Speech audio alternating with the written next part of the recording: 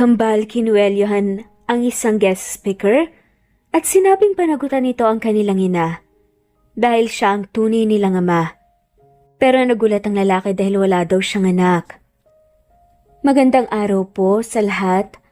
Ako po si Danica at nais ko pong ibahagi sa inyo ang isang bahagi ng aking buhay na minsan ay puno ng sakit. Pero kalaunan ay naging simula ng bagong pag-asa. Natutunan ko na walang kwento ang nagtatapos sa kabiguan, basta't may pusong handang magpatawad at magmahal muli. Sana sa pagbabasa ninyo, ng aming kwento makita rin ninyo na ang tunay na kaligayahan ay dumarating sa tamang oras at sa tamang tao. Punong-puno ng pagkamanghang mukha ng 5 taong gulang na kambal, na sina Craig at Carlos, habang hawak ang magkabilang kamay ng kanilang ina. Kasalukuyan silang nasa isang malaking event upang ipagdiwang ang birthday ng founder ng eskwelahang kanilang pinapasukan. Wow, Mommy! Ang dami pong foods! Craig, Carlos, behave tayo dito, okay? Huwag kayong gagawa ng gulo. Pwede bang asahan ni Mommy yon? Opo, Mommy. Ako pong magbabantay kay Carlos. Masiglang sagot naman ni Craig at sumaludo pa. Hinayaan ni Danica na makipaglaro ang kanyang mga anak sa mga batang naroon. Habang siya ay kasama lamang si Stella, ang kanyang matalik na kaibigan na ina rin ng kaklase ng kanyang mga anak. Grabe, napakayaman talaga ni Mr. Smith, no? Pero ang bait niya dahil inimbitahan niya tayo. Oo nga eh. Nakaka-out of place itong lugar na to. Feeling ko talaga hindi tayo bagay dito. Or ako lang. Uy, ano ka ba? Ang ganda-ganda kaya ng suot mo. Pwede ka ngang pagkamala na mayamang businesswoman eh. Saad naman ni Stella kay Danica. Nambola ka pa, Stella. Nagtawanan ng magkaibigan bago napainom ng juice. Pero alam mo, baka panahon na rin para makahanap ka ng partner dito. Naku, sa ganda mong yan. Hindi mahirap pumanap ng mayamang nobyo. Ano ka ba naman, Stella? Baka marinig ka ng ibang tao. Hindi naman kanya nang pinunta ko dito eh. Saad nga ni Danica. Hindi nga, pero pwede namang idagdag mo sa dahilan mo, di ba? Ilang taon ka ng single, Danica. At simula nung nabuntis ka, nawalan ka na rin ng ganang magkaroon ng love life. Sino naman kasi ang kayang tanggapin ng isang katulad ko na nabuntis ng isang one-night stand? Biglang natahimik si Danica matapos sabihin yon. Napatingin siya sa malamlam na kulay ng juice na hawak niya. Para bang pilit nga niyang ibinabaon sa inumin ng lahat ng alaala ng nakaraan. Saglit na natahimik si Stella bago ito marahang nagsalita. Danica, hindi naman end of the world kapag nagkamali ang isang tao. Ang mali lang ay kung hindi ka babangon muli roon. Ngumiti nga si Stella at marahang tinapik ang kamay ng kaibigan. Hindi mo kasalanan na may nangyaring noon. Pero tignan mo si Craig at Carlos ngayon, mabubuti at masisiglang mga bata naman. Blessing sila sa buhay mo. Tumangutango si Danica at ngumiti. Pero alam niyang totoo naman ang mga sinabi ni Stella. Hindi nga niya kayang ituring na kasalanan ang nangyari noon. Dahil kung hindi wala siya ngayong dahilan para mabuhay, dahil sa kanyang mababait at genius na anak. Sa di kalayuan, masayang nagtakbuhan nga ang kambal kasama ang iba pang bata. Natawa pa nga si Stella nang makita si Craig na tinutulungan ng isang batang lalaki na ayusin ang necktie niya. Hay nako, magkapareho rin silang matapang. Pero alam mo, curious talaga ako kung sino nga man ang batang yan. Ang gwapo eh. Saad ni Stella. Andyan ka na naman, Stella. Biro lang. Ang bilis lang kasing lumaki ng mga anak natin, no? Oo nga eh. Minsan natatakot akong baka paglaki nila, magalit sila sa akin dahil wala silang ama. Danica. Bago pa makasagot si Stella, biglang nagpalakpakan ng lahat ng tao, tumunog ang mikropono, hudyat na may magsasalita sa entablado. Napatingin si Danica, tagad na nanlaki ang mga mata. Sa entablado kasi, isang pamilyar na mukha ang unti-unting lumitaw. Matikas, gwapo, bihis na bihis sa mamahaling suit. Ladies and gentlemen, let's welcome our guest for tonight, Mr. Ronnie De La Vega. Sigaw ng host. Danica, okay ka lang? Nag-aalalang tanongan ni Stella nang mapansin ang pamumutla ng kaibigan. Hindi kaagad nakasagot si Danica. Napakapit siya sa mesa. Pilit pinatatag ang tuhod. Bakit nandito siya? Takang tanong nga ni Danica. Habang nagsasalita si Ronnie sa mikropono tungkol sa importansya ng edukasyon, ay ang suporta ng kanilang kumpanya sa eskwela ang naging topic. Unti-unti namang dumadaloy ang mga bulungan sa paligid. Halos lahat bilib nga sa kanyang presensya, maliban kay Danica. Teka nga, siya nga ba? Siya ba naman ang kambal mo? Mahinang tanong ni Stella. Halos nakadikit na ang bibig sa tenga ni Danica. Napalunok si Danica. Hindi niya kayang sagutin pero malinaw ang mga mata niya. Siya ang lalaking naka one night stand niya noon. Sigurado ka ba, Danica? Oo, Stella. Anong gagawin ko? Paano pag nakilala niya pa ako? At yung mga bata? Patuloy sa pagbubulungan ng mga magkaibigan ng walang kamalay-malay na nasa malapit lamang ang kambal at naririnig sila. Matapos marinig ang lahat mula sa kanilang ina, sabay na napalingon ang kambal sa entablado kung saan naroon si Ronnie na sinasabi nga nila. Teka, ano raw? Siya raw yung daddy natin? Bulong nga ni Carlos at gulat na gulat. Halos kumulang dugo ni Craig. Napakuyom pa nga siya ng kanyang kamao at matalim na tinignan ng lalaki. Kung siya nga, bakit iniwan niya tayo? Bakit niya iniwan si Mommy? Dali-daling tumakbo ang kambal paakyat ng entablado. Nanlaki mga mata ni Danica nang makita yon, ngunit huli na para pigilan sila. Craig, Carlos, wag! Sigaw nga ni Danica. Laking gulat ng lahat ng tao nang biglang sumampa sa entabladong dalawang bata. Mga bata, bawal kayo dyan! Nagsasalita ang guest speaker natin. Sita pa nga ng isang gwardya. Ngunit hindi nakinig ang dalawang bata. Marahang napangiti naman si Ronnie at lumuhod siya sa harapan ng kambal. It's fine. Mukhang may gusto silang sabihin. May tutulong ba ako? Diretso lamang ang tingin ni Craig sa kanyang ama. Sabay biglang hawak sa kwelyo nito dahilan upang mapasinghap ang lahat ng bisita. Bakit mo iniwan si Mommy? Bakit mo siya sinaktan? Hindi ba dapat panagutan mo po siya? Bakit mo kami iniwan? Malakas na sigaw pa nga ni Craig dahilan para mag-ingay nga at magbulungan ng lahat ng tao. Craig, tama na yan! Halos mangiyak nga si Danica habang umaakyat para pigilan ng anak pero parang hindi na nga ito makontrol pa. Hawak pa rin ni Craig ang kwelyo ni Ronnie. Habang si Carlos naman nakatingin lamang, nanginginig at halatang nasasaktan din. Anong sinasabi mo, bata? Napalingon si Ronnie sa paligid at nang magtamang tingin nila ni Danica ng laki mga mata ng lalaki bago gulat na napalingon sa dalawang batang nasa harapan niya. Alam mo kung anong sinasabi ko. Ikaw ang daddy namin, hindi ba? Pero iniwan mo kami. Iniwan mo si Mommy. Parang binuhusan nga ng malamig na tubig si Ronnie sa mga salitang yon. Danica. Nagkatinginan sila. Si Danica halos hindi makapagsalita. Napasapo na nga lamang sa mukha dahil sa laki ng gulo na naganap dahil sa kanila. At si Ronnie litong-lito at hindi makapaniwala sa katotohanan ng naungkat sa kanyang harapan. At ang birthday party na dapat sanang puno ng kasiyahan ay napuno ng bulungan at kaguluhan. Carlos, Craig, alam niyo ba kung anong nagawa niyo? Nasira niyo ang party ni Mr. Smith. Halos sumabog ang dibdib ni Danica sa galit at hiya. Nakasapo siya sa kanyang muka. Halos mangiyak-ngiyak nga habang nakaupo sa sofa ng silid kung saan sila dinala. Matapos ang kaguluhan, sa labas ay ramdam pa rin niya ang mga bulungan ng mga bisita na pinauwi na. Dala ng iskandalo. Sorry po, Mommy!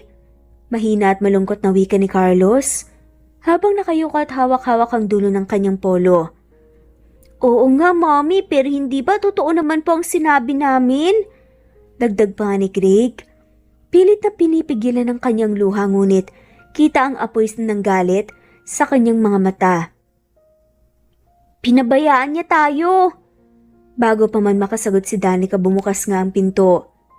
Pumasok si Mr. Smith, ngunit hindi siya nag-iisa. Kasama niyang isang familiar. Isang mukha na kahit ilang taon pa nga ang lumipas hindi malilimutan ni Danica. Si Ronnie. Diretso ang tingin nito kay Danica. At agad na nanikip nga ang dibdib ng dalaga.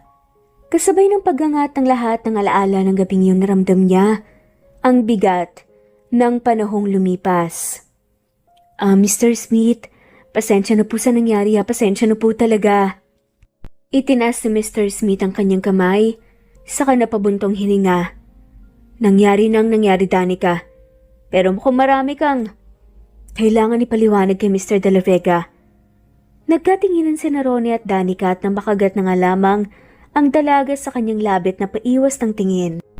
Sige, iwanan ko na muna kayo. At iniwan silang apat sa loob ng silid. Si Danica ang kambal at si Ronnie. Tahimik lamang sila. Tila ba bawat paghinga ay nabubuo nga ng mas mabigat na tensyon sa kwarto. Danica, ano bang ibig sabihin ng lahat ng to? Totoo ba na ako nga Manila? Napapikit na nga lamang si Danica at tumulo ang luha bago siya nagsalita. Ronnie, hindi ko alam kung paano sasabihin sa'yo. Wala akong alam tungkol noon. Maliban sa pangalan mo. Isang gabi lang tayo nagtagpo at pagkatapos na naglaho ka na. Dapat takip siya ng bibig at pinipigilang humagulgol. Hindi ko alam kung paano ka hanapin nun. Dagdag pa nga ni Danica at namilog naman ang mata ni Ronnie na parang pinagbagsakan ng langit at lupa. Diyos ko, wala man lang akong kaalam-alam. Natahimik ang lahat. Ramdam ni Ronnie ang bigat ng bawat sandaling lumilipas sa loob ng silid. At naiintindihan niya ang galit ng kambal ng mga anak niya. Lumapit siya at lumuhod nga sa harapan nila Carlos at Craig. Mga anak, hindi ko alam. Hindi ko alam na nandyan kayo. Pero ngayong alam ko na, hindi ko kayo tatalikuran. Simula ngayon tutulungan ko ang mommy niyo, aalagaan ko kayo, babawi ako. Nagkatinginan ng kambal. Si Carlos ay bahagyang napangiti na parang may bahid ng pag-asa. Ngunit si Craig ay mariing umiling. Ayoko! Ayoko sa'yo! Saad nga ni Craig. Anak, hindi kita gusto. Ngayon lang kita nakilala tapos bigla kang nagpapanggap na daddy. Hindi ko kailangan ng tatay. Malakas na sigaw pa nga ni Craig bago tumayo. Craig, wag kang magsalita ng ganyan, anak. Sita naman ni Danica sa kanya. Akmang lalapit sana si Danica sa kanyang anak upang kalmahin ito, ngunit bago pa siya makalapit naglakad na nga palayo ang bata. Binuksan ang pinto at tuluyang lumabas ng silid. Craig, sandali! Siguro naman ni Carlos na siyang sumunod naman sa kanyang kakambal. Naiwan ang katahimikan at si Ronnie ay tulala. Hawak ang dibdib na parang nasaksak ng libo-libong beses habang si Danica tuluyang napaiyak. Matapos ang malaking kaguluhang nangyari, at dahil ayaw kausapin ng mga batang kanilang ama, walang nagawa si Ronnie kundi hayaang makauwi ang kambal.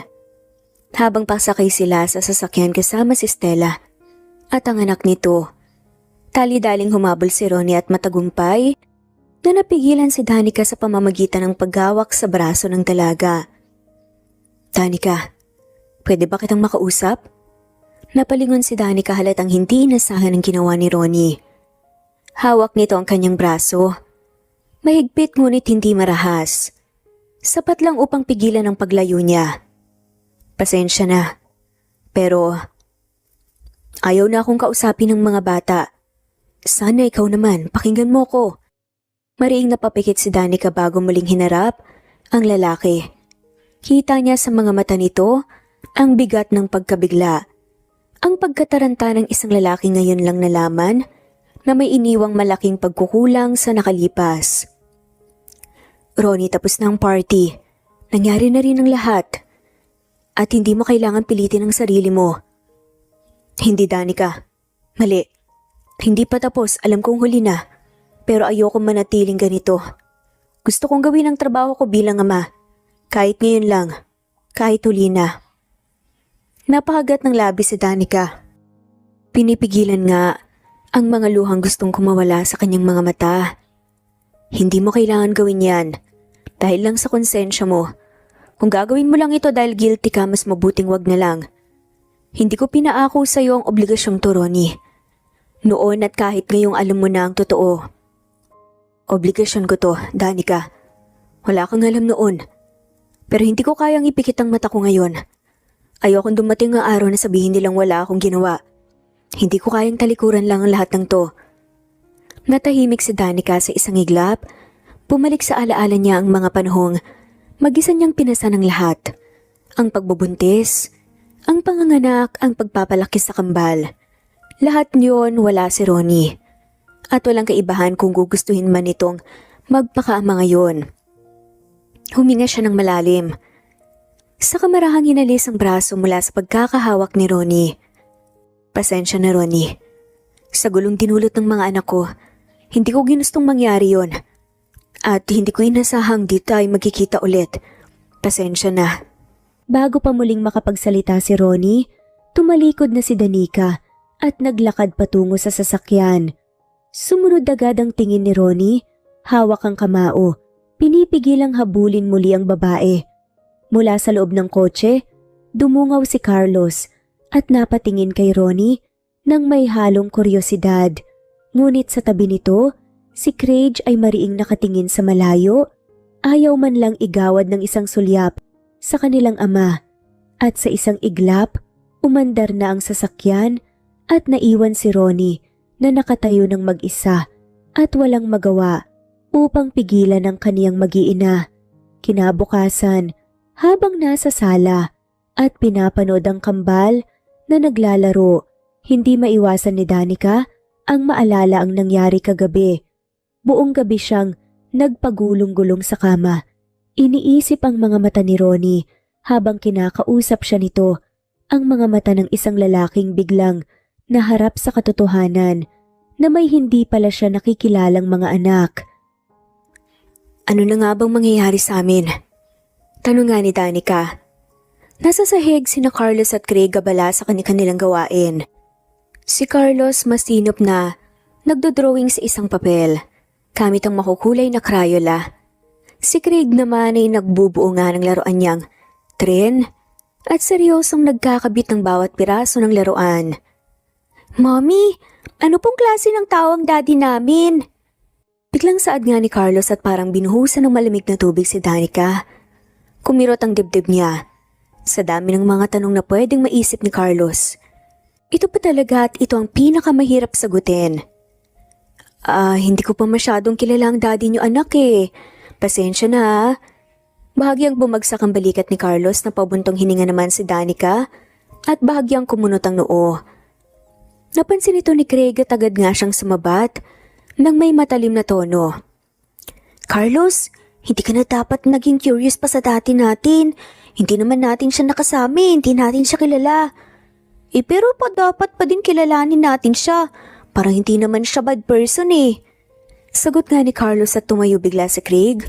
Umiwas ng tingin at halos sumigaw nga sa kanyang kapatid. Ayoko, hindi naman natin kailangan ng daddy eh. Napatigil ang lahat, tumalingaw-ngaw ang boses nga ni Craig. Sa buong sala, naramdaman ni Danica ang bigat ng damdamin ng anak. Ang galit na bunga nga ng maraming taon na pananabik at kakulangan. Lumapit si Danica sa kanilang dalawa at marahang hinaplos ang buhok ng kambal. Anak, hindi ko sinabi sa daddy niyo ang tungkol sa inyo noon. Hindi niya alam. Kaya wag niyo siyang sisihin sa nangyari. Ako talagang may kasalanan kung bakit hindi niya kayo nakilala. Napatingin si Carlos kay Danica at halatang may pag-asa sa kanyang mga mata. Si Craig naman, nakapako nga ang tingin sa sahig. Walang imik. Alam kong mahirap intindihin, lalo na ngayon. Pero minsan may mga bagay na hindi natin kontrolado. Hindi ko siya hinanap noon dahil wala akong alam kung anong pangalan niya. At kung may dapat man akong sisihin mga anak, ako yun, hindi siya. Natahimik ang magkapatid. Ngunit lang saglit pa, bigla na nga lamang tumunog ang doorbell ng kanilang gate. Nagsabi ba sa inyo si Tita Stella niyo na bibisita siya ngayon? Hindi po, Mami. Lahat sila napalingon sa gate, kinabahan nga si Danica. Ako na pong magbubukas. Sigaw pa nga ni Carlos sa mabilis na tumakbo papunta sa pinto.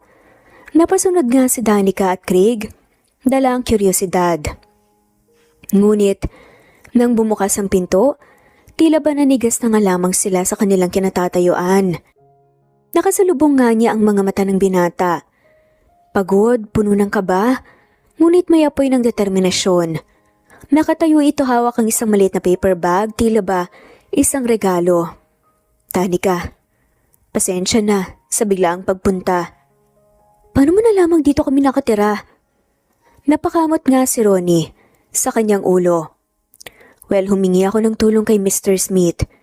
Naisip kong baka hindi ka papayag na bumisita ako kaya hindi na nakapagsalita si Danica.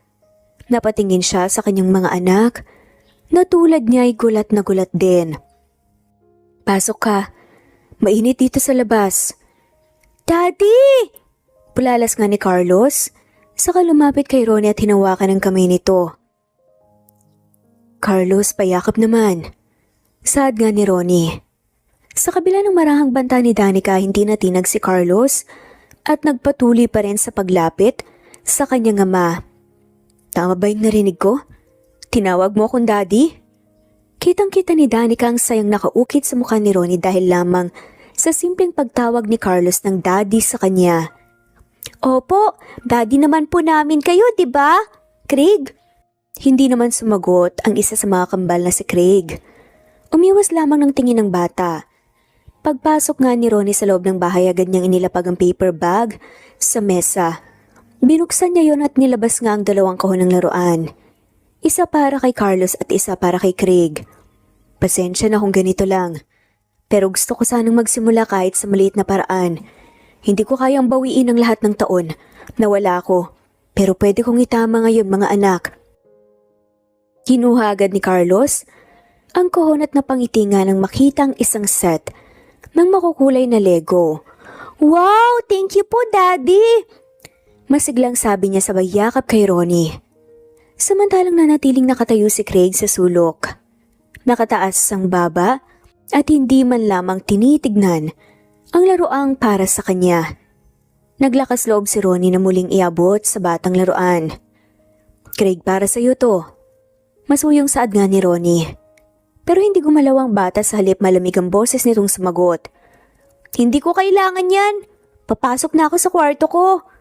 Naglakad pa alis si Craig at kinulong nga ang kanyang sarili sa loob ng kwarto nila ng kanyang kakambal.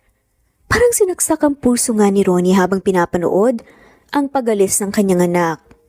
Daddy, wag po kayong malungkot. Kailangan lang po kayong makilala ni Craig. Hindi po siya bad na anak. Napangiti si Ronnie at napahawak sa kamay ni Carlos. Salamat, Carlos. Naintindihan ko naman si Craig eh.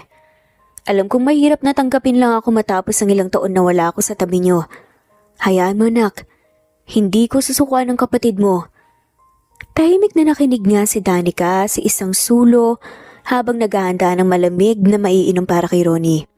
Ramdam niya ang pagmamahal sa boses ni Ronnie. Ronnie, uminom ka muna nitong juice. Saad nga ni Danica. Mommy, Daddy, pupuntahan ko lang po si Craig. Bago pa man makaangal si Danica, tumakbo na nga si Carlos palayo sa kanila. Naiwan ang dalawa at katahimikan lamang ang bumalot sa maliit na silid. Naramdaman ni Ronnie ang bigat ng sitwasyon. Ang dami niyang gustong sabihin pero tila lahat ng salita ay nagkukumpol-kumpol sa kanyang lalamunan at ayaw lumabas. Danica, salamat. Alam kong hindi madali para sa iyo na hayaan kung makapasok dito. Sandaling natigilan si Danica bago siya bahagyang tumango. Wala ka namang ginawang masama, Ronnie. Ang mga bata lang, kailangan pa nilang masanay. Sana pagpasensyahan mo si Craig. Naintindihan ko naman ang sitwasyon natin, lalo na si Craig. Hindi ko siya masisisi. Saglit na katahimikan nga ang bumalot nga sa kanila. Si Danica ay nakatingin nga sa mga kamay niya at naglalaro sa hinlalaki na parang hindi alam kung paano sisimulan ang susunod na usapan. Ngunit marahil dala ng pagod at bigat ng damdamin, siya na nga mismo ang unang nagbukas. Alam mo ba, si Carlos sobrang hilig niya talaga sa mga numbers. Kapag nasa grocery kami, siya ang nagbibilang ng sukli ko. Kahit piso lang, hindi makakalusot sa batang yon. Napatingin nga si Ronnie. Bahagyang nagulat, pero agad na napangiti. Talaga? Mana pala siya sa akin eh. Nung bata ako rin ang tagabilang ng sukli ng nanay ko. Lagi pa nga akong napapagalitan kasi sobra akong meticulous. Bahagyang natawa nga si Danica. At sa unang pagkakataon simula kagabi, naging magaan ang pakiramdam niya. At si Craig naman, masyado siyang curious sa lahat ng mga nasa paligid niya. Kesyo bakit daw hindi pare-pareho ang ulap? Bakit daw ang araw mainit? Bakit daw ang pusa ng kapitbahay ayaw sa kanya? Kung minsan naluluha ako sa dami ng tanong niya. Mukhang si Craig yung tipo ng bata na gustong matutong ng maraming bagay. Sad nga ni Ronnie. Exactly. Minsan nga napipikon na ako kasi parang walang katapusan ng mga tanong niya. Pero deep inside natutuwa ako, ibig sabihin lang nun, curious siya sa mundo. Marunong siyang mag-observe sa paligid niya. Matalino talaga siya. Tahimik na nakikinig nga si Ronnie habang nakapako ang tingin kay Danica. At sa bawat kwento nito, ramdam niya ang paghinayang nga sa mga taon na nawala. Pero higit pa doon naramdaman niyang unti-unting bumubukas si Danica sa kanya. Hindi bilang babae lang, kundi bilang ina ng mga anak niya na ngayoy ibinabahagi nga ang maliliit na kwento na hindi niya nasaksihan bilang ama ng mga bata. Sayang. Sad nga ni Ronnie. Anong sayang? Sayang at hindi ko nakita ang mga unang hakbang nila. Sayang at hindi ko narinig ang unang salita nila. Sayang at hindi ko kasama sa lahat ng kwento mo ngayon. Nagangat ang tingin si Ronnie at diretso sa mga mata ni Danica. Kasalanan ko to. Alam mo Ronnie, natakot kasi talaga ako noon eh. Na baka kapag sabihin kong nabuntis mo ko, itakwil mo lang kami at hindi panindigan. Kaya hindi na ako nagtangkang lumapit sa'yo. Danica, wala kang kasalanan. Dahil sa'yo lumaki si Craig at Carlos na matatalino at malusog. Pero simula sa araw na to, hindi ko hahayaang puro panghihinayang lamang ang maramdaman ko. Dahil sa mga lumipas na panahon, gusto kong maging bahagi ng buhay niya, Danica. Kahit late na ako, gusto kong gawin ang lahat ng makakaya ko ngayon. Natahimik nga si Danica. Hindi niya alam kung anong isasagot niya kay Ronnie.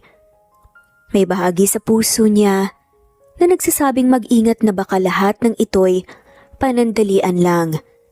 Pero may isa ring maliit nga na boses na bumubulong na baka totoong nararamdaman ni Ronnie. Na baka oras na para bigyan nga ng pagkakataon ng binata at tuluyang magtiwala. Bago pa siya makapagsalita, bumalik si Carlos galing sa kwarto bit-bit ang braso ng kapatid. Mommy, Daddy, ayaw ni Craig lumabas kaya hinila ko siya. Bitawan mo ako. Sigaw nga ni Craig at pilit na kumakawala. Carlos, bitawan mo na ang kapatid mo, anak. Pumagit na naman si Danica.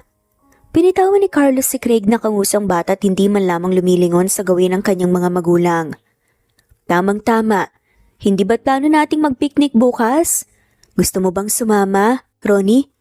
Nanlaki mga mata ni Craig. No, Mommy, tayong tatlo lang po.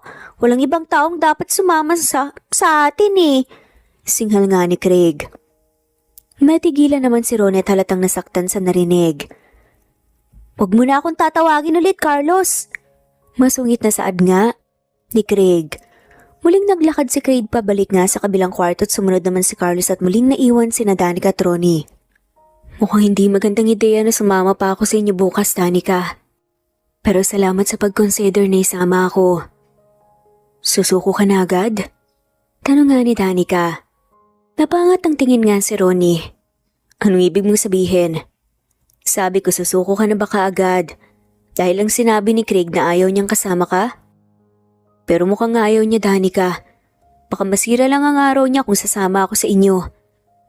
Umiling nga si Danica at napangiti. Alam mo, ako ang ina nila. At nararamdaman ko kung nagsasabi ba ng totoo nagsisinungaling ang mga anak ko. At alam kong hindi ganun ang totoong iniisip ni Craig. Nahihiya lang ang batang yun na ipakitang nangungulila rin siya sa isang ama. Pag-i-explain nga ni Danica. Pero paano kung... Natigilan nga si Ronnie nang umiling nga si Danica. Huwag kang mag-isip ng kung ano-ano, Ronnie. Just be yourself. Mas mamahalin ka ng mga anak mo kung makikita nila kung sino ka talaga at kung gaano ka ka-genuine sa nararamdaman mo. Kapag nakita nila kung anong klaseng tao ang ama nila. Hindi na nga nag-isip pa nang matagal si Ronnie.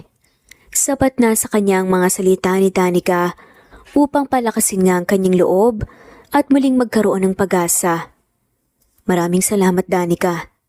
Tama ka, hindi dapat ako sumuko. Hindi ko dapat sukuan ang sarili kong mga anak. Tumango si Danica at napangiti. Tama yan, so ano? Asahan ko ba ang pagdating mo bukas? Unti-unting sumilay ang ngiti sa mukha ni Ronnie. Oo naman. Susunduin ko kayo dito. Magpapahanda na rin ako ng ilang pagkain. Maraming salamat, Danica. That means a lot for me. Napangiti si Danica nang makita ang purong excitement ni Ronnie at sa loob ng kanyang puso, alam ni Danica na ito ang simula ng isang bagong kabanata. Hindi na lang kwento tungkol sa kung sino ang nagkulang o kung sino ang nasaktan. Ito na ang kwento ng pagpupuna ng mga kakulangan nila bilang mga magulang sa kanilang mga anak. Maganda ang sikat ng araw, kinabukasan. Malamig pa ang simoy ng hangin, tanda na hindi pa lubos nagiinit ang paligid. Maagang nagising si Danica upang maghanda ng pagkain. May fried chicken, sandwiches, prutas at paborito ng kambal na spaghetti. Habang inaayos niya ang mga gamit, napansin niya ang hindi mapakaling si Carlos na tila ba hindi makapaghintay. Mommy, darating na po ba si Daddy? Tanong nga ng bata sabay halukip-kip nga ng dalawang kamay na parang nananalangin. Oo anak, darating na yon maya-maya lang kasi kanina pa siya nag-text eh. Yay! Ihanda ko ng matching hats namin! Nasa gilid naman si Craig nag-aayos ng laruan niyang sasakyan na isasama nga niya raw sa picnic. Tahimik ito ngunit halata sa kunot ng kanyang noon na ayaw pa rin niyang ipakita ang kanyang excitement. Craig, may isa pa akong hat. Sa'yo to para match tayo ni Daddy. Ayoko niyan, hindi ko naman siya iniintay eh. Mas masaya naman ako kahit wala siya. Napangiti na nga lamang si Danica at napailing nang magkatinginan sila ni Carlos. Okay, pero ilalagay ko na lang dito sa bag mo. Saad ni Carlos saka isinilid ang sombrero nga sa backpack ni Craig. Hindi na sumagot pa ang bata sa halip ay umupo ito sa isang sulok at nagkunwaring abala sa kanyang laruan. Ngunit sa loob-loob niya, mabilis ang tibok ng kanyang puso. Maya-maya pa tumunog ang doorbell. Agad na napasigaw si Carlos. Si Daddy na yan! Saka alos kumaripas ng takbo papunta sa kanilang gate. Nakatayo doon si Ronnie.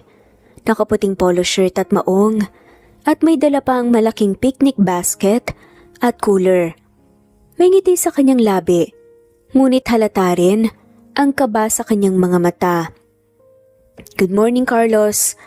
Nag-aanda pa ba ang mommy mo? Opo, pero ready na po kami ni Craig. Pumasok nga si Ronnie at marahang bumati kay Danica at Craig sa kabila ng pagsusungit ng bata. Ako nang magdadala ng mga to. Mauna na kayo sa kotse. Saad nga ni Ronnie. Kaya ko naman, Ronnie. Tanggi naman ni Danica. Danica. Napangiti lamang si Danica at napailing. Okay, hindi na ako makikipagtalo pa. Dadalhin ko ng mga bata sa kotse. Salamat, Ronnie. Matapos ang paghahanda, dumiretso sila sa isang malapad na parke sa labas ng lungsod. May malalawak na damuhan, puno ng naglalakihang puno at isang maliit na lawa kung saan nakalutang ang ilang bangkang desagwan. Nang mahanap nila ang perpektong lugar, mabilis na naglatag ng banig si Ronnie habang si Danica naman ay naglabas ng pagkain. Wow, ang ganda dito, Mommy! Sigaw nga ni Carlos habang tumatakbo sa damuhan. Oo nga, Sang-ayon nga ni Danica ngunit hindi ito maitago ang pagkabighani nga sa simpleng eksenang nakikita. Napangiti si Danica pakiramdam niya. Kahit sa maikling sandali para nga silang isang buong pamilya. Craig, halika na. Tulungan mo ako dito. Yaya nga ni Ronnie habang inaayos nga ang mga laruan ng bata. Nagdalawang isip si Craig. Tinitigan nga niya nga ngunit sa huli nilapitan niya ito bagamat nakasimangot pa rin. Ingatan niyo po ang robot na to. Gift po yan ni Mommy. Napangiti nga si Ronnie. Sige, iingatan ko to. At ang iba pong mga laruan pero pwede ba akong manood habang binubuo mo itong Lego pieces? Sabi kasi ng mommy mo magaling ka raw. Nagkibit balikat nga si Craig. Marunong po akong gumawa ng animals. Pwede ka pong manood kung gusto mo. At doon nagsimula ang unti-unting pagkakatunaw nga ng yelo sa pagitan nga ng magama. Habang nagtatayo nga si Craig ng maliit na kalsada gamit ang kanyang laruan, nakaupo si Ronnie sa tabi niya at nagbibigay ng komento paminsan-minsan. Uy, totoo ngang magaling ka, Craig ah. Pangarap mo bang bumuo ng ganito? Opo, gusto ko pong maging engineer paglaki ko, pero hindi pa po ito tapos. Mamaya lalagyan ko pa ng tunnel dito. Ilang sandali pa lumapit naman si Carlos dala ang isang lobo, nakabibili lamang nila. Ang galing po ni Craig, no, Daddy? Kaya niya pong mag-drawing ng magandang mga bahay. Napangiti si Ronnie at napatango. Alam niyo ba, nung bata ako mahilig din akong gumawa ng kung ano-ano gamit ang lupa. Pero madumi po yun! Singit nga ni Craig. Oo nga eh. Pero sa panahon kasi namin noon, mas madalas maglaro ang mga bata sa labas ng mga bahay. Hindi tulad sa inyo ngayon, madami na kayong options para magsaya. Bahagyang napangiti si Craig bagamat pinilit niyang itago. Sabi po ni Mommy sa amin konti lang po ang may mga TV doon. Tama ka, Carlos, kaya maswerte kayo kasi kahit papaano may mga laruan kayo ngayon pero kahit ganun, masaya pa rin ako noon kasi kasama ko ang pamilya ko. Sandali siyang natahimik bago tumingin kay Craig. Sana maranasan ko rin ng mapasaya kayo bilang ama niyo. Saad pa nga ni Ronnie. Napatingin si Craig sa kanya. Saka biglang umiwas ng tingin. Ngunit hindi maikakailang, may bahagyang bumukas nga na pinto sa kanyang puso. Pagsapit ng tanghalian pagkatapos maglaro ay sabay-sabay nga silang kumain.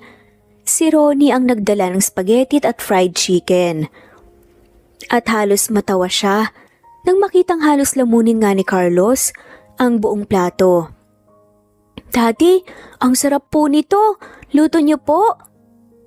Masiglang tanong pa nga ng bata. Oo, Carlos, ako nga ang nagluto. Pero malamang, hindi ako kasing galing ng mommy niyo. Samantalang si Craig tahimik lang kumakain ng dahan-dahan. Ngunit paminsan-minsan nahuhuli nga siya ni Danica. Napalihim na tinitignan ng ama niya. Pagkatapos kumain nagligpit nga sila ng mga gamit. Tulungan na kita, Danica. Dahil nga sa biglang mag-abot nga ni Ronnie sa cooler na karga nga ni Danica nagtama ang kamay nila. Tila isang kuryente kaagad na gumapang sa sistema ni Danica at marahan nga siyang napasinghap dahil sa kakaibang nararamdaman niya sa pagkakataong yun. Ako na, maupo ka na muna at magpahinga. Saad nga ni Ronnie. Sige, salamat Ronnie. Pinunood lamang ni Danica ang maingat na pagkilos nga ni Ronnie. At sa bawat galaw nito, hindi maiwasan ni Danica na mapansin na para bang isang panaginip lamang ang lahat ng pangyayari. Hindi ko talaga inakala ni minsan na magkakaroon ng ganitong pangyayari sa buhay namin nila Carlos at Craig. Nahinto si Carlos na palingon nga kay Danica matapos marinig ang sinabi nito. Sa totoo lang, ang saya ko ngayon. Nakikita ko kung gaano sila kasaya kasama ka, Ronnie. Kahit naibigay ko sa kanila ang lahat at mahalin sila ng buo, hindi ko may tatanggi na puwang din sa puso nila ang nakalaan para sa pagmamahal mula sa sarili nilang ama. Ay, yun isang bagay na hindi ko mapupunan. Napahinga ng malalim nga si Ronnie at naupo nga sa upuang kaharap nga ni Danica. Laking gulat ng dalaga nang abutin nga ni Ronnie ang kanyang kamay. Hindi ko rin inasahan na magkakaroon ako ng pagkakataon na maging isang ama. At kung meron mang dapat na magpasalamat dito, ako yun, Danica. Dahil hinayaan mo akong himasukin ang buhay nyo kahit na parang huli na ako. Pangako pagbubutihin ko at hindi ko hahayaang pagsisihan mo ang desisyon mong to. Natahimik nga si Danica at napatitig lamang sa mga maamong mukha ni Ronnie. Ramdam niya ang sincerity at pagmamahal. Nakalakip ng bawat salitang binitawan ng binata at wala sa sariling napangiti si Danica. Inaantay ka na ng mga bata, Ronnie. Natauwa naman si Ronnie at napatayo. Bumaling siya sa kambal na nakatitig lamang sa kanila sa hindi kalayuan. Carlos, Craig, gusto niyo bang magsagwan ng bangka sa lawa? Gusto ko po, Daddy. Mabilis ang sagot nga ni Carlos. Nagatubili si Craig ngunit nang makita nga ang excited na mukha ng kapatid, pumayag din siya. Sa bangka magkatabi sina Carlos at Ronnie na masayang nagsasagwan. Si Craig ay nasa kabilang gilid ng kaupang malapit nga kay Danica. Anak, okay ka lang? Okay lang po, Mommy. Oh, bakit ganyan ang mukha mo? Napalingon nga si Craig kay Ronnie at Carlos na masayang nagkukwentuhan sa kabilang dulo ng bangka.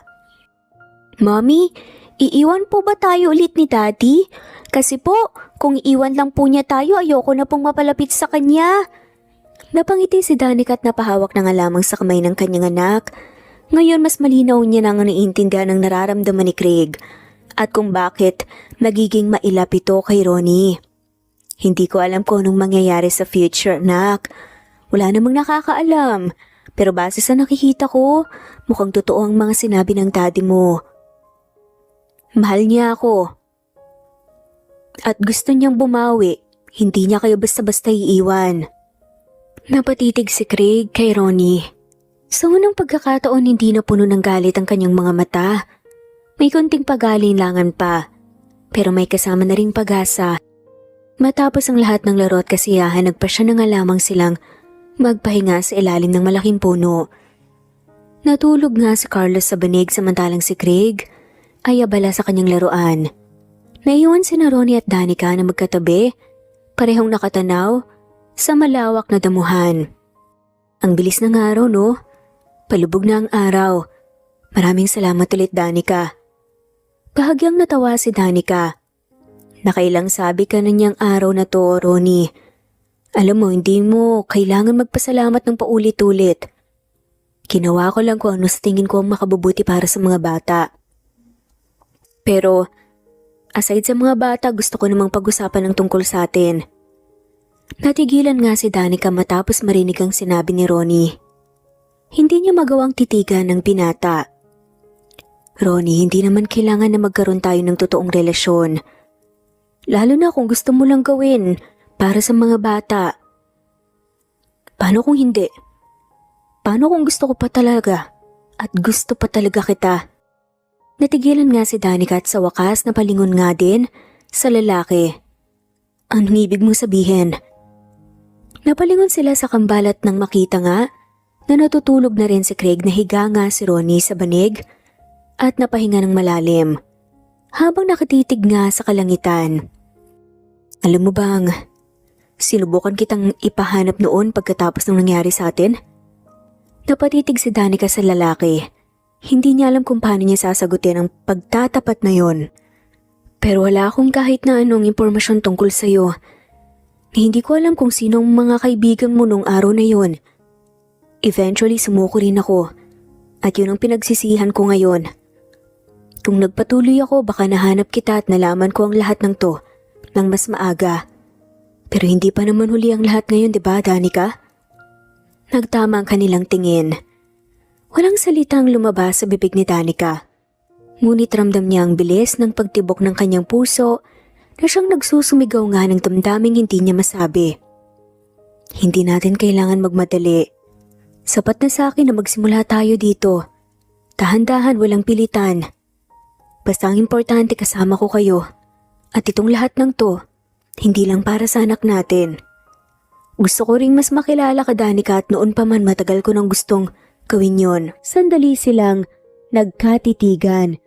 Walang salita, ngunit nag-uusap ang kanilang mga mata. At sa mga ngiting iyon, may bagong pag-asa, hindi lamang para sa kanila bilang magulang, kundi bilang dalawang taong maaring muling magmahal. Sa pagtatapos ng araw, habang binabalik nila ang gamit sa sasakyan, napansin ni Danica ang kakaibang sigla ni Craig. Hindi na ito nakasimangot, at bago pa sila umalis, lumapit ang bata kay Ronnie, dahan-dahang inabot ang kamay nito. Daddy, salamat po. Nanlaki mga mata ni Ronnie at halos mapaluha siya. Sa tuwa, hinawakan niya ang maliit na kamay ng anak. Salamat anak. Hindi mo alam kung gaano kahalaga sa akin ang marinig ang mga salitang galing sa iyo. At sa unang pagkakataon, buo na ang ngiti sa mukha ni Craig. Lumipas ang mga araw na puno ng pagbabago sa buhay ni Danica at ng kambal. Hindi na lang basta dumadalaw si Ronnie tuwing may oras. Sinisigurado niyang bahagi siya ng araw-araw ng kanyang mga anak. Daddy, ang galing mo. Siguradong mataas ang grade namin ni Craig dahil sa miniature house na gawa natin. Saad nga ng batang si Carlos.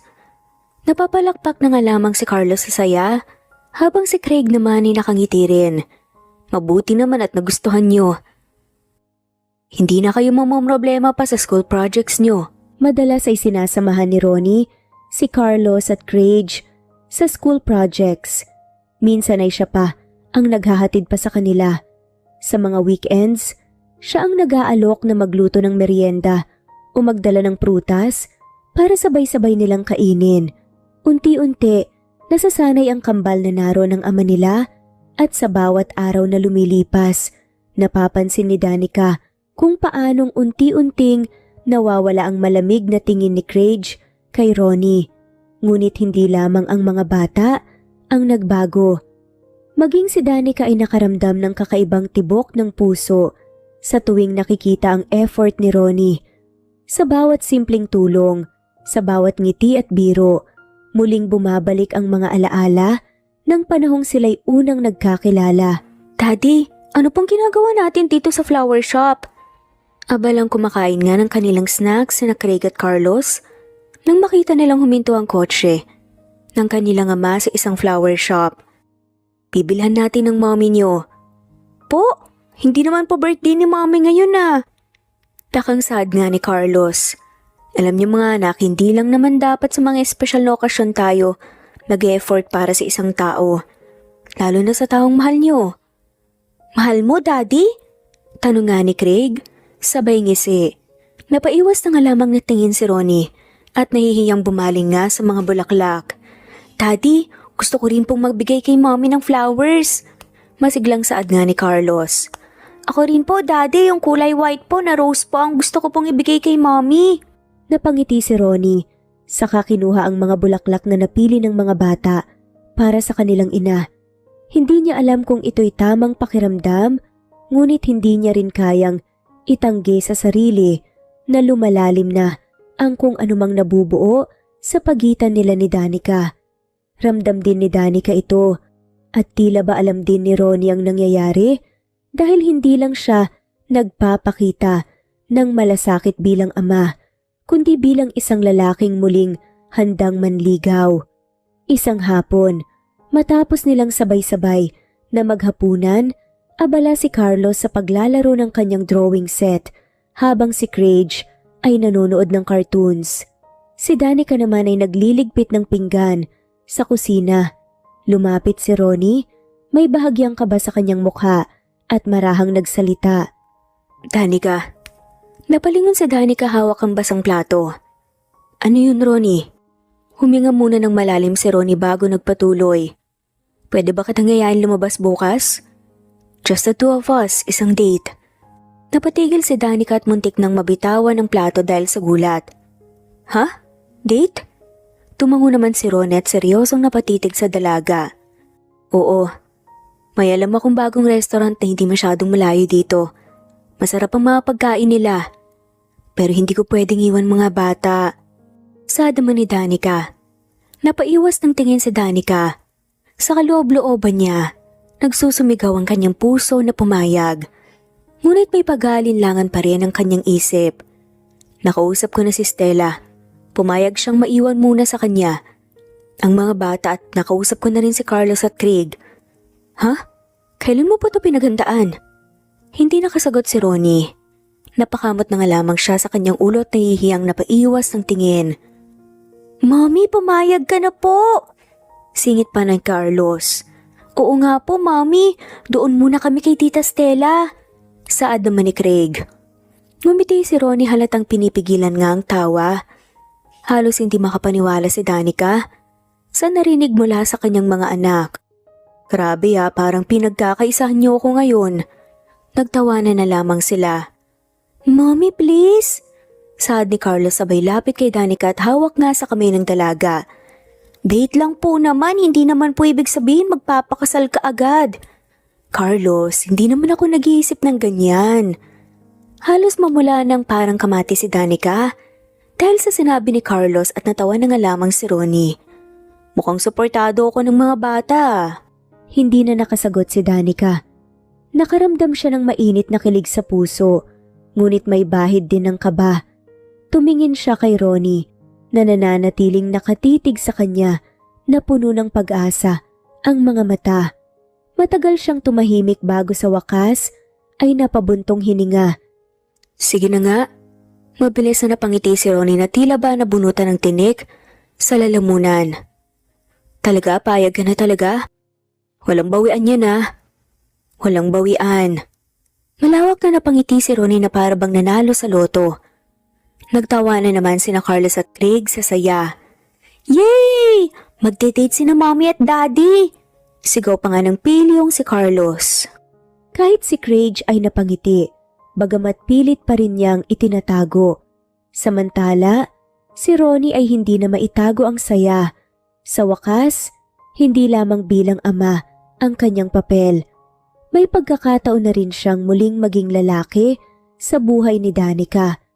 Sa gabing iyon, habang nasa kama, hindi mapakali si Danica.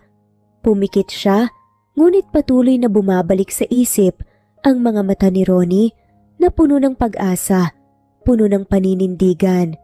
At sa kabila ng lahat ng alinlangan, hindi niya maitatanggi ang isang bagay.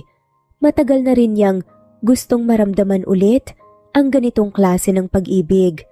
Sabado ng umaga, abala si Danica sa paghahanda ng almusal nang maramdaman niyang may 2 pares ng matang nakatitig sa kanya. Paglingon niya, naroon sina Carlos at Craig, parehong nakangiti na parang may alam.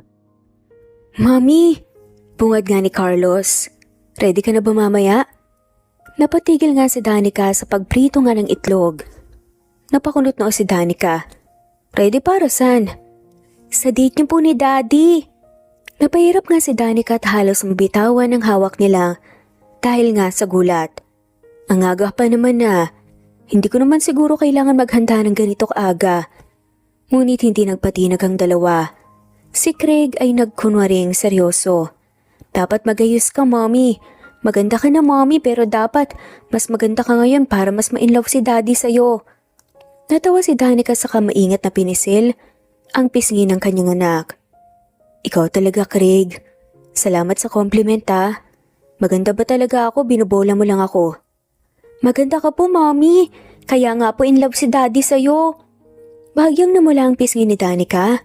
Dala ng hiya. Kayo talaga kung ano-anong sinasabi niyo. Napaiwas ng tingin si Danica. Si Carlos naman ay tumalon-talon pa nga sa tuwa. Mommy, ako pong bahala sa hair mo mamaya. May pinanood po akong tutorial ng pagtali ng buhok tapos si Kuya Craig naman po. Maghahanap po ng magandang bag na bagay po sa suot mo. Napangiti na nga lamang si Danica. Ang simpleng pag-iisip ng kanyang mga anak para tulungan nga siya. Nakakataba ng puso. Maraming salamat. Na-appreciate ko talaga itong mga efforts nyo para sa akin, Carlos at Craig. At maraming salamat sa pagsuporta sa amin ng daddy nyo. Basta po, masaya ka, Mommy. Yun pong mahalaga po sa amin ni Carlos. Halos maluhaluhang niyakap nga ni Danica ang kanyang mga anak. Mahal na mahal ko kayong dalawa. Sad pa nga nito. Mahal ka rin po namin, Mommy. Pagsapit ng hapon dumating nga si Ronnie. Suot ang isang simpleng polo at maong. May dala pa itong maliit na bouquet ng bulaklak. Hindi na nakapagsalita si Danica nang iabot yon sa kanya. Para sa'yo, Danica. Namula ang pisngi ni Danica, agad niyang kinuha ang bulaklak at nilagay sa isang vase. Salamat, Ronnie. Pero hindi mo na sana ginastos pa to. Hindi ka pa ba nasanay, Danica? Napangiti na nga lamang si Danica at napahawak sa kanyang dibdib. Ilang sandali pa biglang sumabat nga si Carlos. Wow, Daddy, para kang nasa pelikulang, gwapo niyo po! Si Craig naman, ang nagkunwaring seryoso habang nakahalukip-kip. Tama lang yan, Daddy, dapat pantayan mo po ang kagandahan ni Mommy. Nagtawanan sila at marahang ginulo ni Ronnie ang buhok ni Craig. Buti na lang at mukhang pasado ako sa mga anak natin. Pasado ka pa lang sa amin, Daddy, pero kay Mommy, ewan pa namin. Umikot ang mata ni Danica at napailing na lamang. Pagkakaisahan niyo na naman ako. Nako, dito na nga kayo at maghahanda na muna ako. Ilang minuto matapos dumating si Ronnie, dumating naman si Stella upang sunduin ang kambal na mamamalagi muna sa kaniyang bahay. Bago sila umalis, parehong lumapit ang kambal kay Danica. Mommy, promise huwag kang uuwi ng malungkot. Bulungan ni Carlos. Mag-enjoy ka po ngayon. At kung sakaling magalit ka kay Daddy, sabihin mo sa amin para mag-ground namin siya. Dagdag pa nga ni Craig na halatang nagbibiro pero may halong lambing. Kayo talaga, sige na, pumasok na kayo sa loob. See you mamaya. Dinala ni Ronnie si Danica sa isang tahimik na restoran malapit sa baybayin. May mga kandila sa mesa at ang hangin mula sa dagat ay nagbibigay ng malamig at preskong simoy. Wow, Ronnie, ang ganda naman dito. Namamanghang saad nga ni Danica. Pinili ko talaga tong lugar na to. Para tahimik. Para makapag-usap tayo ng hindi nagmamadali. Umupo sila at nagsimula ang pag-uusap. Sa una, puro simpleng kwento lang. Mga trabaho, mga alaala ng kabataan, pati na rin ang mga nakakatawang karanasan ng kambal. Ngunit habang tumatagal, nagiging mas personal ang usapan. Alam mo, Danica, lagi kong iniisip kung paano kaya ang naging buhay ko kung nakilala ko sila mula pa nung una. Naintindihan ko, Ronnie, ako rin maraming pagsisisi. Pero wag mo nang pahirapan ang sarili mo. Sa mga what-ifs, ang importante nandito ka na ngayon. Napangiti si Ronnie sa inabot nga ang kamay ni Danica. At nandito ka pa rin. Hindi ko talaga alam kung anong isasagot ko sa'yo pag nagiging ganito ka kalambing. Natawa si Ronnie at isang matamis na ngiti ang sumilay sa kanyang labi. Lagi kong nararamdaman kung gaano kayo kahalaga sa akin noon. Hindi ko alam ang priorities ko, na wala akong ibang kailangan gawin kundi ang magtrabaho, pero ngayon, malinaw na. Gusto kong bumuo ng pamilya kasama ka, Danica. Natigilan si Danica. Ramdam niya ang bigat ng katapatan nga sa boses ni Ronnie. Ronnie, hindi ko hinihingi na maging isang buong pamilya agad tayo. Ang hinihingi ko lang, pagkakataon, isang chance na ipakita sa iyo kung anong klaseng tao ako ngayon, kung gaano katotoo ang nararamdaman ko para sa iyo. Tahimik na tumango si Danica at sa unang pagkakataon, hindi niya pinakinggan ang lahat ng pangamba sa kaniyang isipan. Pagkatapos ng dinner, naglakad sila sa baybayin. Walang masyadong salita, ngunit sapat na ang presensya ng isa't isa. Nang ihatid na siya ni Ronnie pauwi, nagbiro pa si Danica.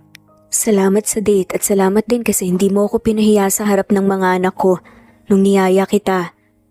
Naku, mukhang sila ang biggest supporter mo. Sad nga ni Danica. Mukhang ganun na nga. At buti na lang talaga kasi baka hindi ka pumayag. Natigil nga sila sa isang malaking puno sa tabi ng isang napakagandang fountain. Naniniwala ka ba na talagang tinutupad ng mga fountain ang wish natin kapag nagtapon tayo ng barya? Hindi ko rin alam, Ronnie. Sa totoo lang, hindi ko nasubukan kahit na isang beses noong bata pa ako. Naglakad si Ronnie, papalapit sa fountain at kinuha ang isang baryang nakalagay sa kanyang bulsa. Bago iniabot yon kay Danica. Subukan natin, wala namang siguro mawawala, di ba? Ronnie, para ata tayong mga bata kung gagawin natin yan. Hindi kailanman tumatanda ang pag-asa. At minsan ang simpleng pag-asa sapat na para makaabot tayo ng mas matataas na bagay. Kinuha ni Danica ang barya at marahang tinitigan nga ito. Saglit siyang pumikit sa katahimik na ibinulunga ang kanyang wish bago inihulog nga yan sa fountain. Anong hiniling mo? Hindi pwedeng sabihin hindi matutupad kapag sinabi. Napangiti si Ronnie at umiling. Fair enough. Pumikit ang binata at ilang sandaling natahimik bago rin inihulog ang kanyang barya. Pero alam mo, kahit hindi ko sabihin sigurado kung pareho tayo ng hiling. Hindi agad nakasagot si Danica. Sa halip, napako ang tingin niya sa mukha ni Ronnie. Ang mga mata nito ay puno ng katapatan at para bang sinasalamin ng lahat ng takot at pag-asa na nasa puso niya. Unti-unting lumapit si Ronnie. Sa bawat hakbang, pakiramdam ni Danica ay bumibilis ang tibok ng kanyang puso. Naramdaman niya ang malamig na simoy ng hangin mula sa dagat, ang patak ng tubig mula sa fountain, at ang init ng presensya ni Ronnie na ngayon ay halos ilang pulgada na lang ang pagitan sa kanya. Danica, pwede ba? Hindi kumibo si Danica. Hindi rin siya umatras. At doon, marahang inilapat ni Ronnie ang kaniyang mga labi sa labi ni Danica. Unay banayad lamang, halos isang dampi na parang nag-aalangan. Ngunit nang hindi siya tinulak ni Danica, mas tumibay ang loob niya. Ang halik ay naging mas buo, mas totoo, mas puno ng lahat ng damdaming ilang taon niyang hindi nasabi. Para kay Danica, para siyang natunaw sa sandaling iyon. Ang lahat ng sakit at bigat ng nakaraan ay tila nawala at napalitan ng init ng halik na iyon. Halik na nagsasabing hindi na sila makakahiwalay pang muli at wala na siyang kailangang ipangamba. Pagkatapos ng ilang sandali, dahan-dahang humugot si Ronnie ng hininga. Danica, I promise, this time, hindi na kita bibitawan. Hindi na kita hahayaang mawala sa akin. Nanginginig ang tinig ni Danica nang sumagot siya, ngunit puno ng katotohanan. Sana nga Ronnie, kasi ngayon talaga masasaktan na ako kapag nawala ka ulit. Muling natahimik ang gabi, tanging lagaslas ng fountain at ihip ng hangin ang kanilang naririnig. Ngunit para kina Ronnie at Danica, sapat na iyon. Sa ilalim ng liwanag ng buwan at kislap ng fountain, nagsimula ang isang bagong kwento. Matapos ang gabing iyon, tuluyan ng binuksan ni Danica ang kaniyang puso upang tanggapin si Ronnie, hindi lamang bilang ama ng kanilang mga anak, kundi bilang kabiyak. Nagpatuloy ang kanilang pagmamahalan at sa paglipas ng panahon, mas lalong tumibay ang isang pagmamahalang noon ay hindi nila inasahan. 2 taon na ang lumipas, simula nang mangyari ang lahat. Para kay Danica, para bang isang panaginip pa rin ang lahat. Ngunit hindi pa pala nagtatapos ang kanilang kwento. Mommy, dahan-dahan lang po, ingat po sa pag-akyat sa hagdan. Sad nga ni Carlos. Hawak-hawak nila Carlos at Craig ang kamay ni Danica habang ginigiya ang kanilang inapaakyat sa isang hagdan na magdadala sa kanila sa kung saan kabadong naghihintay si Ronnie. Saan niyo ba talaga ako dadalhin? Ano ba tong surprise na sinasabi niyo para sa birthday ko? Nagtatakang tanong nga ni Danica. Natawa na lamang si Danica. Sanay na siya sa mga ganitong pakulo ng kaniyang mag-aama. Hindi lamang sa importanteng okasyon, siya nakakatanggap ng mga regalo at kung ano-ano. Pero sa kapag may importanteng okasyon, doble ang kanilang effort. Basta, Mommy, trust us. Malambing na sad pa nga ni Craig. Pagkarating sa tuktok, binitawan ng kambalang kamay ng kanilang ina. Inalis ni Danica ang blindfold at nanlaki ang mga mata nang makita ang napakagandang tanawin. Nakadecorate ang buong paligid ng mga ilaw, bulaklak at sa gitna ng lahat ng kagandahang iyon, naghihintay si Ronnie hawak ang isang kumpol ng pulang rosas. Happy birthday, Danica. Halos maluha si Danica habang inaamoy ang bulaklak. Hindi niya maipaliwanag ang sayang bumalot sa kaniyang puso dahil muli naiparamdam na naman sa kaniya ni Ronnie kung gaano siya kahalaga. Kailan niyo hinanda to? Grabe ang ganda, Ronnie. Ilang araw na rin. Sinikap naming itago ang lahat para hindi ka magtaka at isipin mo bakasyon lang talaga ang pinunta natin dito sa Tagaytay. Inabot ni Ronnie ang mga bulaklak at maingat itong inilapag sa isang mesa na katabi lamang nila. Takang pinanood ni Danica ang bawat maingat na kilos ng kaniyang nobyo. Ilang sandali pa, inilahad ni Ronnie ang kaniyang kamay. Pwede ba tayong sumayaw? Walang alinlangan na inabot ni Danica ang kamay ni Ronnie. Biglang tumugtog ang malambing na musika mula sa sound system at marahang iginiya ni Ronnie si Danica. Habang dahan-dahan silang nagsasayaw, ramdam ni Danica ang tibok ng puso ni Ronnie na tila ba nakikiayon sa musika. Tahimik lamang silang nagtititigan at para bang silang dalawa lang ang tao sa paligid. Danica, hindi ko mabilang kung ilang beses kitang pinasalamatan sa isip at puso ko. Dahil tinanggap mo ko, dahil binigyan mo ko ng pagkakataong bumawi at dahil minahal mo ko. Naluha si Danica ngunit pinilit siyang ngumiti. Ronnie, matagal ko rin pinangarap ang araw na may taong magmamahal sa akin. At sa mga anak ko, hindi ko lang inasahang ang mismong ama nila yon. Tumigil sila sa pagsasayaw. Hinugot ni Ronnie ang isang maliit na kahon mula sa kanyang bulsa. Sa harap mismo ni Danica ay lumuhoda ng binata. Napatakip ng bibig si Danica habang tahimik na nanonood sa isang gilid ang kambal. Napangiti si Ronnie at sa kamarahang binuksan ang kahon. Sa loob nito ay naroon ang simpleng singsing na kumikislap sa ilalim ng ilaw, ang lumantad.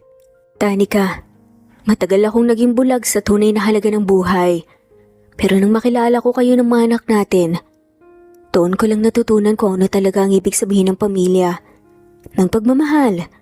Gusto kong panghabang buhay na makasama kayo at hanggang sa pagtanda ko, hanggang sa huling hininga ko gusto kong mahalin kayo at alagaan. Kaya ngayon buong puso kong itatanong sa'yo. Huminga si Ronnie ng malalim bago nagpatuloy.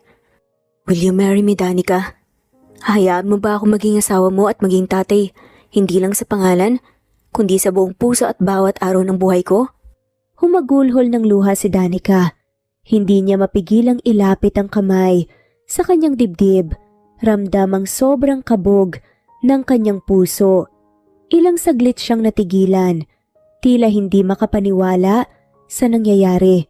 Ngunit nang makita niya ang mga mata ni Ronnie na puno ng pagmamahal at katapatan, naging malinaw sa kanya ang sagot. Oo, Ronnie. Pumapayag akong pakasalan ka at maging asawa mo. Mabilis na tumayo si Ronnie at isinuot ang singsing sa daliri ni Danica.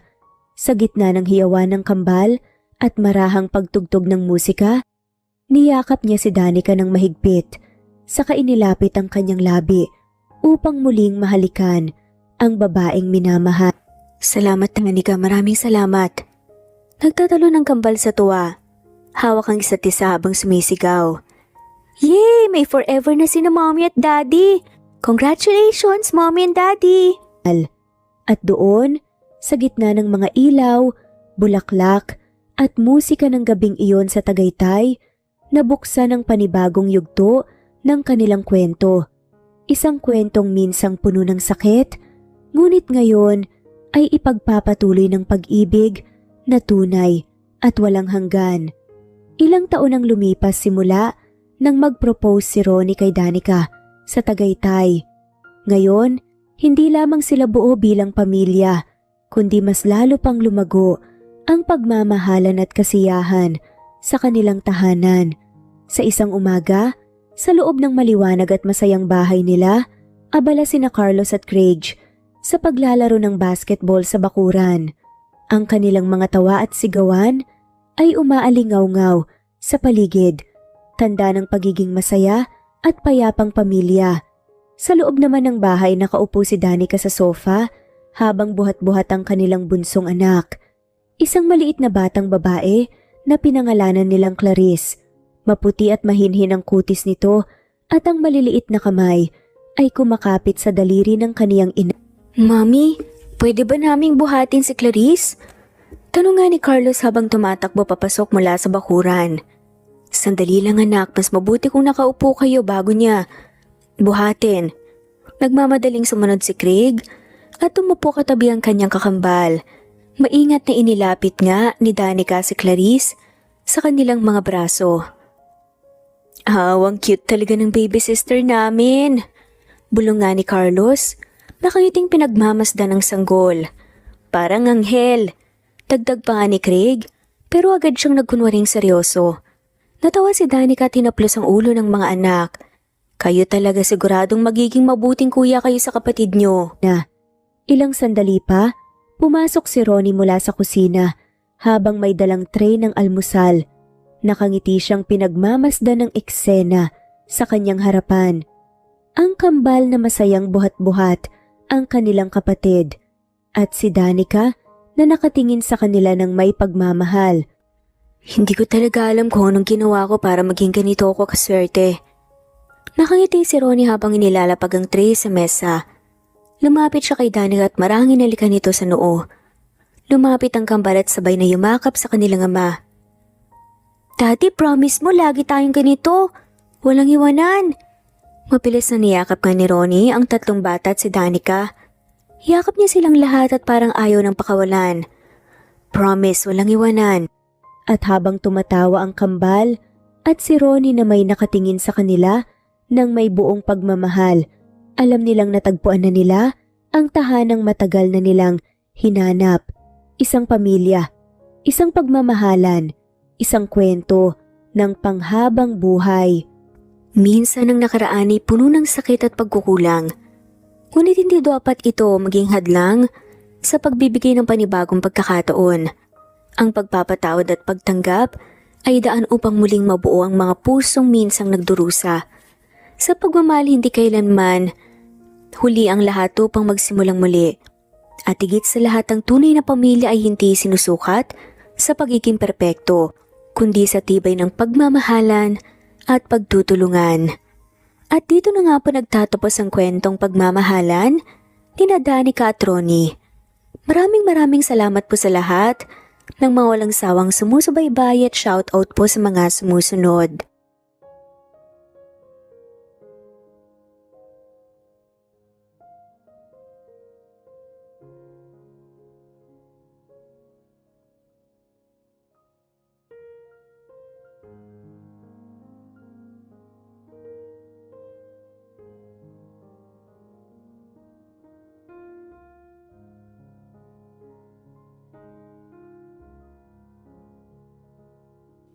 Presbyteros Rose, Maria Evangelista, Eli Evangelista Anderson, Marisa de los Reyes of Saudi Arabia, Conchita Alos Rage, Ana Flor Saico, Christian Fidelino, Judith Castro, Beth Sardina, Jelly Tampos, Fatma Mansul, Senenor Zame, Flor Cabrera of Santa Rosa, Laguna, Liliano Bebe, Ostonalito Elvi Candontol, Ellie, Romana Gorospe, Marilyn Sasaki of Japan, Flordet, Elizabeth, Tena, Rad TV of Hong Kong, Jean the Best of UK, Nizar Sams, Annie Hoson, Ellie Bitasolo, Marilyn San Jose, Imelda Fortes of Calamba City, Violeta Irgarin of Kamsur, Flordet, Jessica Vargas, Jingjing, Rosa Franca Abelian of Cebu, Wendy Goth of Japan, Teresita Schmid, Theodora Gamit, Rebecca Tezuka of Japan, Nori, Baylin, Margie Angon of Maragondon, Batang Ibunan, Marilu Gulmatico, Leda Dapito, Geraldine Ana Victoria Linley of Macau, Marites Nitura, Reynante Salamania, Pasita Eliazar, Jingjing Nazareno, Gina Monge, Rosemary Vasquez, Mercy Villantes, Freda Reyes, Teresita Loida Gabas, Christian Fidelino, Ellie, Wilma Dargantes, Teresita de los Santos, Teodora Gamit, Rosemary, Romana, Leonisa, Kidim, Jean Debes, Eddie Codillian of Winnipeg, Canada, Flor, Ellie, Emily, Elila, Merlin, Leonisa Azotes, M. Season Vlog, Princess Rocker, Emma Gura, Flora Pasite Eleazar of Ontario, Canada, Ellie Bitasol of Milan, Italy, Carmencita Falcon, Raylan Pudadera, Marilu Gulmatico, Imelda, Liliano, Senen, Fatma Mansul, Teodora Gamit, Mercy, Evangeline Zamora, Chabidal, Kinciano Obas, Charlene Cartilla, Sofia Moore, Dumlao of Santiago City, Andrea Taga, Teodoro Rolyuki, Ligaya Calvo, Maria Teresa Rosendo Corpin, Lida Rojas, Stephanie Arroyo, Kidim, Bonifacio Quinzon, D. Naitan Canada, Erlenda Heronda of Matanao, Davao del Sur, Leonila Perea of Concepcion, Cavite, Elsa Opiane, Presbiteros Fenovares, Ederlina Albiso, Lorna Ayman, Rosemary Vasquez, Leonisa Azotes, Irish de la Peña, Marilyn San Jose, Ellie Bitasolo, Senen, Catherine Lacinario, Ronilio, Marisa de los Reyes, Eddie Codillian of Canada, Jean Debes of UK, Teresita, Rebecca Tezuka of Kawasaki, Flora Fesparung of Batangas City, Ruby Corazon Riera, Elvi Candontol, Naitan Canada, Wilma Dargantes, Annie Hoson, Romana, Flor, Teodora Gamit, Nizer Sams, Emily Borak, Evangeline, Yana Binyon, Kimberly Ann Kempis, Teodora Gamit, Merlilyn Carmen Calunod, Christy Cabrera, Edrelina Gatyoan, Nori, Teresita Schmid, Liliano Bebe, Rosalinda Isidro, Leonora Pandakila, Mary Jean Malunes, Maria Anita Saltarin, Marlene Bosico, Pasita Eleazar, Celia Harabejo, Lovely Angel, Maria Elena Barosa, Chari Patata, Susan Melinda Gelit, Gloria Lucas of Poblacion Norte, Licab, Nueva Ecija,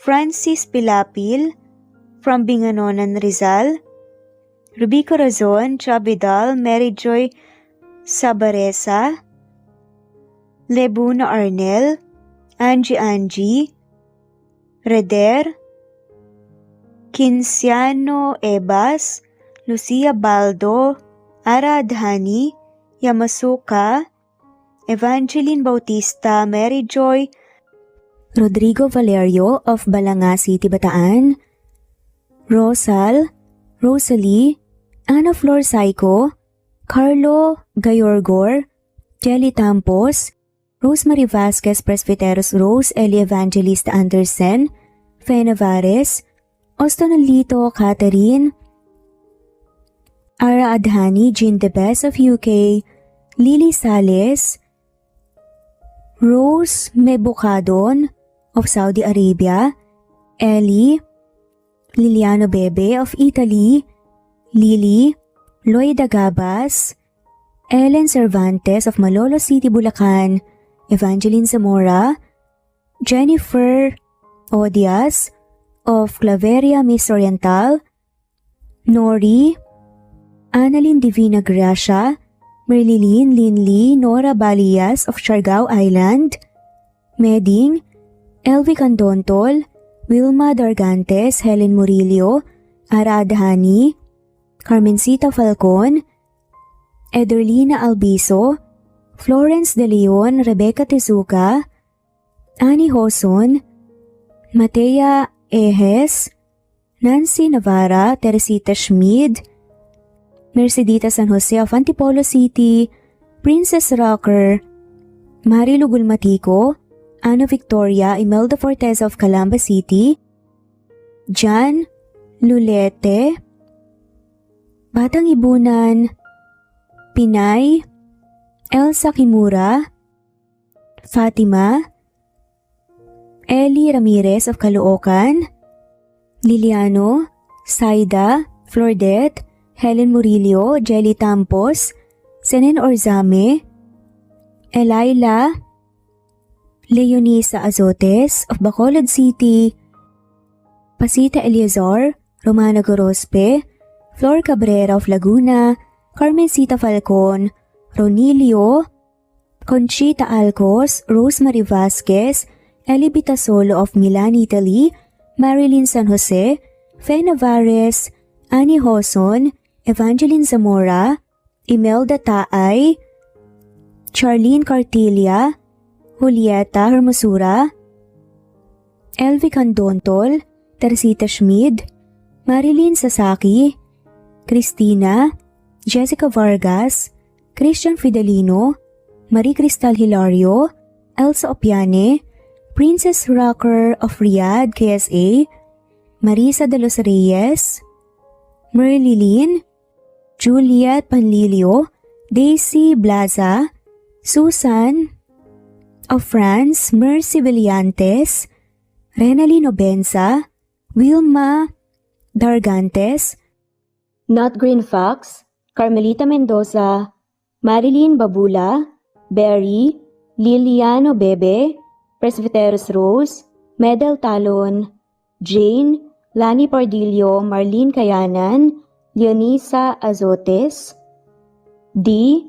Marie Ramos, Araceli Lilio Saria, Miras Channel, Raquel Epe, Gina Trutor, Jane Hartley, Sunshine Sotalbo, Maricel Cabigon, Merlin Baroza, Gina Marayo, Merlin Rodel Obejero, Hans, Cecilia Comoda, Taha ni Vlog, Merlin, Kuya Atok, Maria Merly Brogada, Marilu Cabantac, Filipina, Eileen, Mercedita San Jose, Lovina Galang, Lilian, Teresita de Jesus, Monina Aviles, Yula Pedrona, Romana Gorospe, Rosemary Vasquez, Marley Lazaraga, Leonisa Azotes, Jocelyn Tancinco, Estelita Mahia, Ding Lege,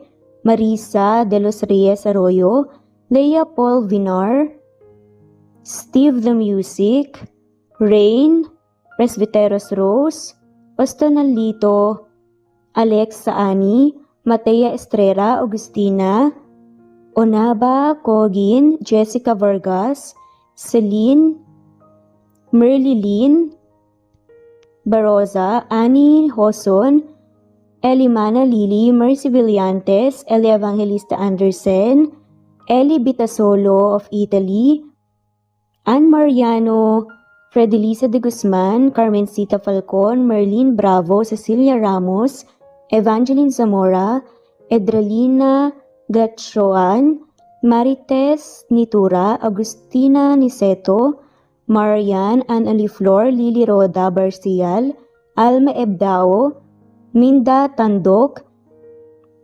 Flores, Melinda Sano, Thelma Mora, Juliet Panlilio, Edna, Elvi, Delia, Fenavares, Sally Lariano, London Villas, Danica Selga, Lani Pardillo, Teresita Schmid, Charlie, Nora Bell Evans, Roger, Lloyd Dasalon, Bella, Nelly Ortiz, Mary Rose Carillo Jesusa, Enday Samante Enday Lebra, Yolanda Tejida, Honey Villasenor, Tessie, Marichan, Ann Mariano, Wilma Guzman, Gabrielio, Liu, Maria Rica Natividad, Nelani Juan, Anita Hernando, Teresita Arevalo, Raquel Magno, Carmencita Falcon, Flordet, Nat Greenfax, Luz Templo Nuevo, Teresita Schmid, Flor Cabrera, Virginia Salazar, Luz Templo Nuevo, Leia, Madeline Tagle, Wilma Villafuerte, Isaac Ablon, Menchita de Belen, Federico, Mercy Edrosolo, Fe, Adamson Machas, Quinciano Ebas, Eli Ramirez Elizabeth Gilas, Arem Ruhi, Julius Edna Romero, Charlie Angelina Samia, Emma Gadiano, Rosemary Vasquez, Lisa, Estelita Mahia, Elvi Candontol, Corazon Danke of University of Eastern Philippines University, Teresita, Neil Bacolor, Evangeline Zamora, Charlie Jane Clemente, Susan Upaga, Susan Rodrigo, Fred Deliza de Guzman, Juby Hernandez, Helen Murillo, Edarlina Fahil, Rosie, Juliet Kaday, Kuya Atok, Betty Losnong, Crescen, Susana, Tessie, Rumbawa, Lovina Galang, Aida Jurado, Emily Kinlog, Mirna Hamero, Liz Berito, Gabrielio, Juan Spotify, Imelda Fortes of Columbus City, Larry Malapaya, Dance, Remy's Life Official, Ellie Evangelist Anderson, At shoutout na rin po sa lahat na mawalang sawang sumusubaybay. Sa mga gusto pong magpa-shoutout, i-comment lamang po ang inyong pangalan at kung tigisan po kayo para ma-shoutout kayo sa next video. Thanks for listening. Muli ito ang Cat Amazing Stories. God bless everyone.